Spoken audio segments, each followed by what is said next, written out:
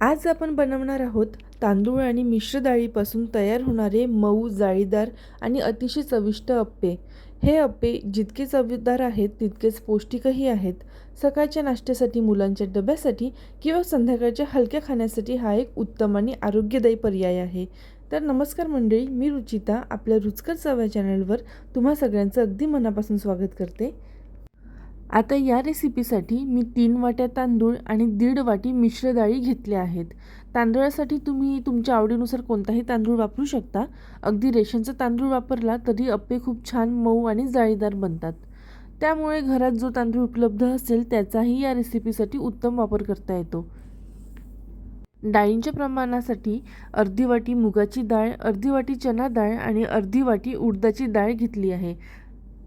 आता या मिश्रणात अर्धी वाटी जाड पोहे घातले आहे आणि अर्धा चमचा मेथीदाणे घातले आहे. जाड पोह्यांमुळे अप्पे मऊ होण्यास मदत होते, तर मेथीदाण्यांमुळे बॅटर छान फर्मेंट होण्यास मदत होते.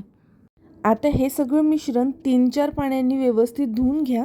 त्यानंतर स्वच्छ पाणी घालून पूर्णपणे बुडेल इतके पाणी भरायचे आणि 7 ते 8 तास भिजत ठेवायचे.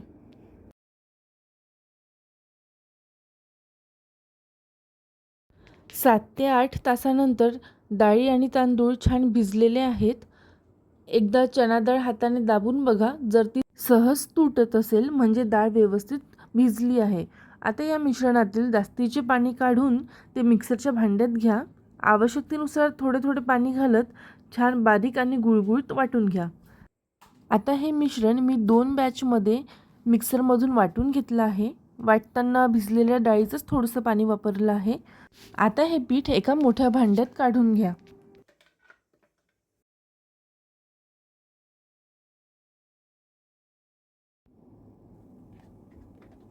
पीठ अगदी रवाळ असायला पाहिजे, जास्त पातळ किंवा जास्त घट्ट नको, अशा कन्सिस्टन्सीचं वाटून घ्यायचं. आता हे पीठ एका मोठ्या भांड्यात काढून 4 ते 5 मिनिटं छान फेटून घ्या.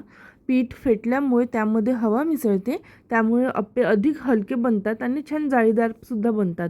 आता यावर झाकण ठेवून ते 8 ते 12 तास किंवा रात्रभर उबदार जागी ठेवायचं. त्यामुळे पीठ छान फर्मेंट होतं आणि अप्पे छान बनतात. रात्रभर ठेवल्यानंतर सकाळी उठून पाहिलं तर पीठ अगदी छान फर्मेंट झालेलं होतं. पीठ छान फुगून वर आलं होतं आणि त्यामध्ये छोटे छोटे एअर पॉकेट्ससुद्धा बनलेले होते. यावरून पीठ अगदी व्यवस्थित तयार झालं आहे हे समजते. अशा छान फर्मेंट झालेल्या पिठापासून अप्पे मऊ आणि जाळीदार बनतात. आता आपल्या छान फर्मेंट झालेल्या बॅटरमध्ये भाज्या घालूयात. यासाठी मी बारीक चिरलेला कांदा, किसलेलं गाजर, किसलेलं आलं, बारीक चिरलेल्या हिरव्या मिरच्या, 1 चमचा जिरे आणि भरपूर बारीक चिरलेलं कोथिंबीर घेतली आहे. आता यामध्ये चवीनुसार मीठसुद्धा घालायचं आहे. यानंतर हे सगळे जिन्नस एक एक करून बॅटरमध्ये घालायचे आणि चमच्याने हलक्या हाताने छान एकजीव करून घ्यायचे. भाज्यांमुळे अप्प्यांची चव तर वाढतेच, पण ते अधिक पौष्टिक आणि रंगीतही दिसतात. या अप्प्यांमध्ये मिश्र डाळी आणि भाज्या असल्यामुळे भरपूर प्रोटीन आणि अनेक आवश्यक पोषक घटक मिळतात. पीठ व्यवस्थित फर्मेंट झाल्यामुळे ते पचायलाही हलकं होतं. आता अप्पे बनवण्यासाठी अप्प्याचं पात्र किंवा अप्पे पॅन गॅसवर ठेवून आधी गरम करून घ्या. पॅन गरम झाल्यावर प्रत्येक खाचेला थोडंसं तेल लावा. तुम्ही चमच्याने किंवा ब्रशच्या सहाय्याने देखील लावू शकता. आता तयार बॅटर प्रत्येक खाचेत भरूया. बॅटर भरताना आधी कडेला असलेल्या खाच्यांमध्ये भरा आणि शेवटी मधल्या खाच्यांमध्ये भरा, कारण गॅसची फ्लेम मधोमध जास्त असते, त्यामुळे मधले अप्पे लवकर शिजतात. म्हणून आधी कडेचे आणि नंतर मधले भरले तर सगळे अप्पे जवळपास सारखे शिजतात.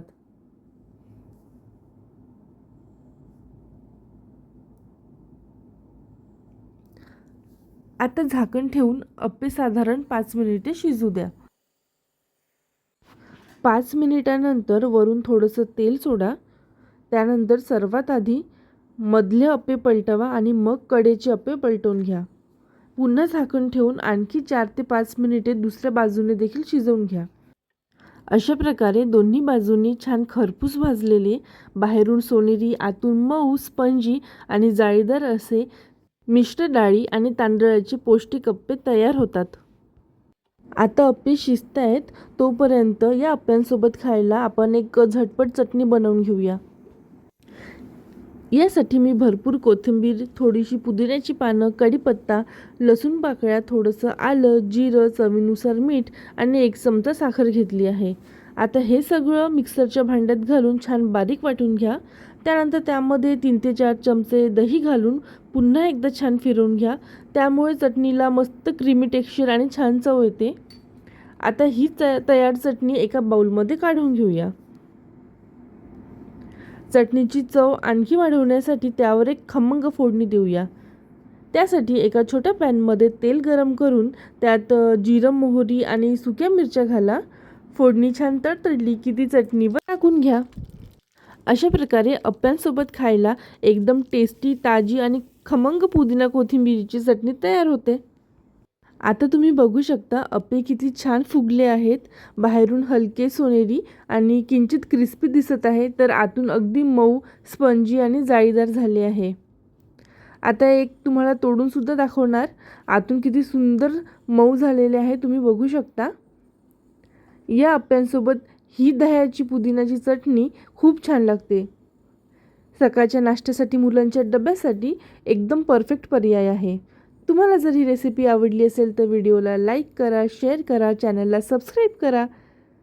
चला तर मग पुन्हा भेटूया अशाच छानशा रेसिपीसोबत. तोपर्यंत आनंदी राहा आणि रुचकर पदार्थ खात राहा. धन्यवाद.